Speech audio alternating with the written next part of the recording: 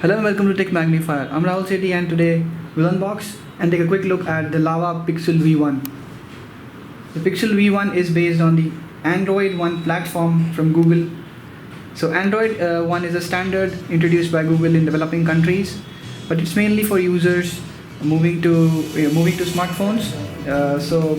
Which tells you that the previous Android One smartphones were around 6 to 7,000 rupees, but this Pixel V1 is priced at rupees 11,350. So it's quite a premium Android One smartphone, I would say. 32 GB is one of the key highlights of the phone. In this price range, you would hardly find any phone with 32 GB of internal storage. Moving on, it also shows the phone has hardly any bezels on the front. So let's see if it's in reality the case. Let's also look at the specs in details given at the back. So the display is protected with Asahi Dragon Trail glass.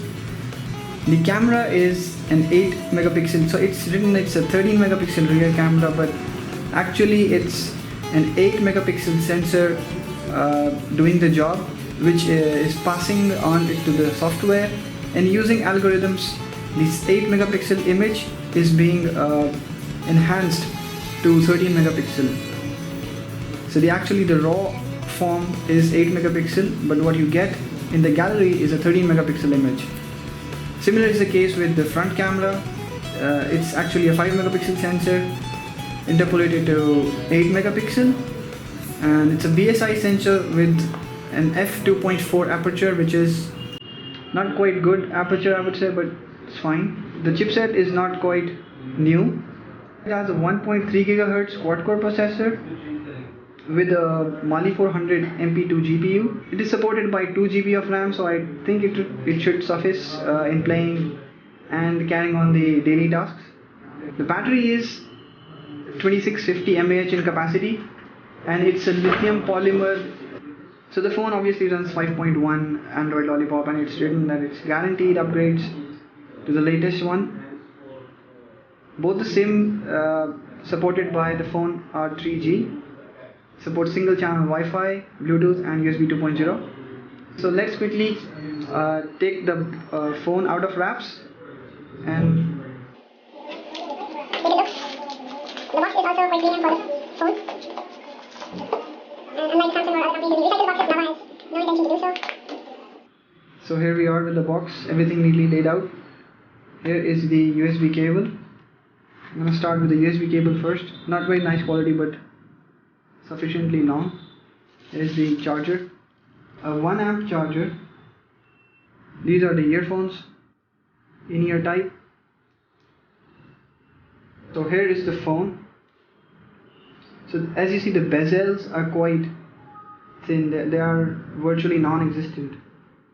The screen is 5.5 inches, but Lava claims it's as comfortable to hold as a 5.0.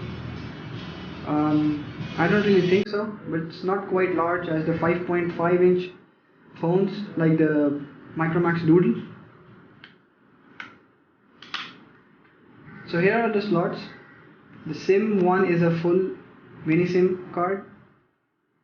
The SIM 2 takes a micro SIM card, and there is actually a micro SD card slot also. So despite the 32 GB of internal storage, it supports a micro SD card.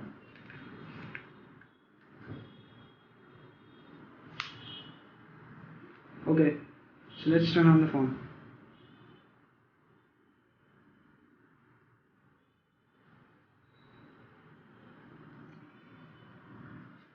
So there are actually small bezels around it, but they aren't supposed to be inside the screen rather than the outside. Let's go around the phone also. We'll see the build quality. It's not very impressive, I would say, because these might look like metal, but they are just chrome finish on plastic. The buttons are they're nice to press, and they're firm in their place. Here's the 8 megapixel camera module. So the Largan lens actually comes with the blue lens filter, and this allows the sensor to have smaller size. Same with the front camera also. So it might prevent ghosting, and that we know as a permanent advantage. But from manufacturing point of view, it might also be true that they're used because the camera module is actually smaller. Finally, the phone is turned on. So it's taken around quite a long to boot up. Let's do some quick tests on the phone. So the phone runs the Android Lollipop 5.0 interface that you'll find in most of the stock Android 5 phones. So the interface is mostly stock. As you can see, this is a drop down menu. You'll find all the useful toggles here. Let's also check how fast it opens other apps. Some heavy apps like the Drive or Maps.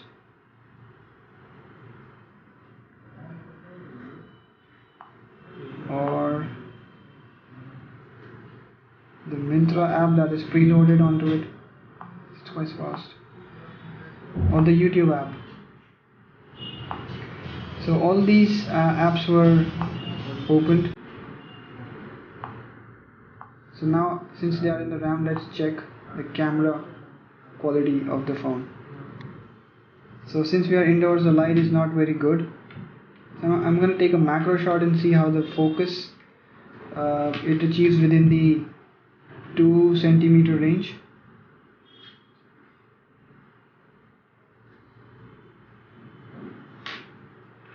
Let's readjust.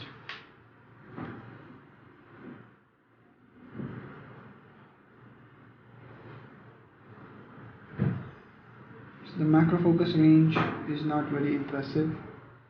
I had to back out of the 2 centimeter boundary. So there was a lag of about 1.5 seconds, and this is the picture that we get. One thing you'll notice that the camera interface is very easy to use. You'll just slide right and see that there are 3 options.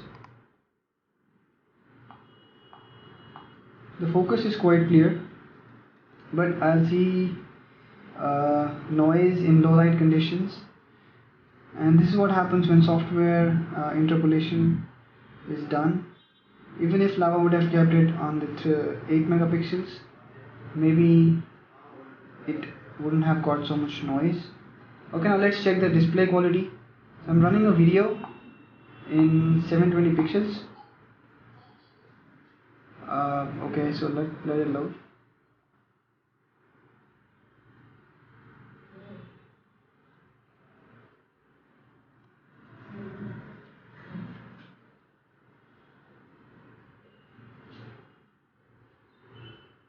The colors are slightly more over processed.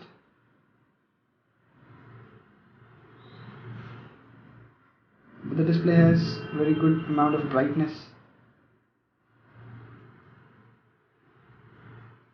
And this is what you'll find helpful when you're outdoors. So the resolution is at 720 pixels. So according to that, it's quite a good display.